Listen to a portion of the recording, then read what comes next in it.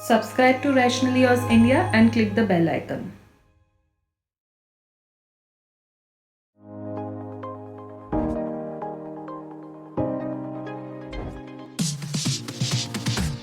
Welcome to another episode of psychology says. अब ये कोई सीक्रेट नहीं है कि पूरी दुनिया एक बहुत ही बड़े हेल्थ क्राइसिस से गुजर रही है। कुछ कंट्रीज की तो पूरी हेल्थ सिस्टम ही इस वायरस ने क्रैश कर दी है।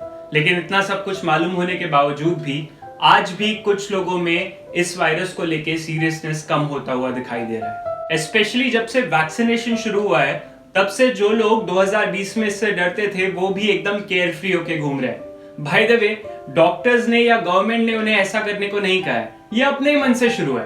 तो ये फॉल्स सेंस ऑफ सिक्योरिटी और रेकलेस बिहेवियर जिस थिंकिंग ट्रैप के वजह से लोगों में आ रहा है, यू वोंट बिलीव कि इसके बारे में इकोनॉमिस्ट सैम पेल्ट्समैन 1975 में ही लिख चुके हैं, जिसे आज द पेल्ट्समैन इफेक्ट के नाम से जाना जाता है।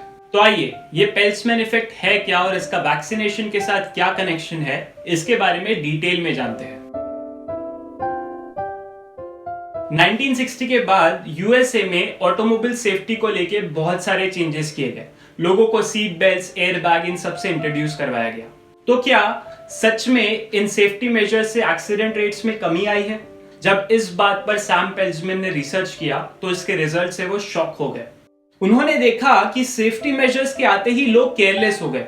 उनकी एवरेज ड्राइविंग स्पीड बढ़ गई और एक्सीडेंट रेट्स आज भी वैसे की वैसे ही है। इनफैक्ट कुछ जगहों पे तो वो बढ़ भी गए हैं। तो इससे उन्होंने ये कंक्लूड किया कि लोगों का परसेप्शन ऑफ रिस्क उनके रेकलेस बिहेवियर से इनवर्सली प्रोपोर्शनल होता है, जिसका मतलब कि जितना रिस्क कम लगे उतना उनका रेकलेस बिहेवियर बढ़ जाता है। आज एग्जैक्टली यही इफेक्ट हम अपने आसपास देख रहे हैं। जब से मार्केट में वैक्सीन आया है तब से लोगों का रिस्की बिहेवियर और बढ़ गया है और उसी वजह से आज India second wave of Covid से पूरी तरह से परेशान है।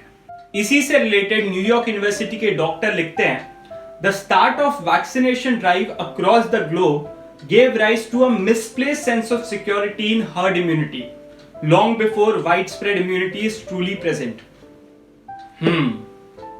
तो अब इस थिंकिंग ट्रैप से बचे कैसे? आइए देखते हैं।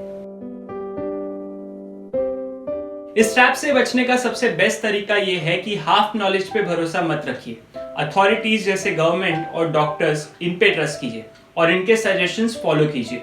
And second, act smart and not tough. मेरी इम्यूनिटी इतनी स्ट्रांग है कि मुझे कोई छू भी नहीं सकता।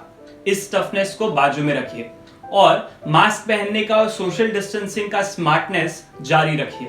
तो ये था हमारा आज का वीडियो। वैक्सीनेशन के डोजेस के बारे में, उसके कॉजेस के बारे में, उसके सेंटर्स के बारे में बहुत से लोग चीजें बोल रहे हैं, लेकिन इस साइकोलॉजिकल ट्रैप के बारे में बहुत कम लोग जानते हैं। तो अगर आपको यह वीडियो अच्छा लगा तो इसे ज्यादा से ज्यादा लोगों तक पहुंचाइए। Thanks for watching.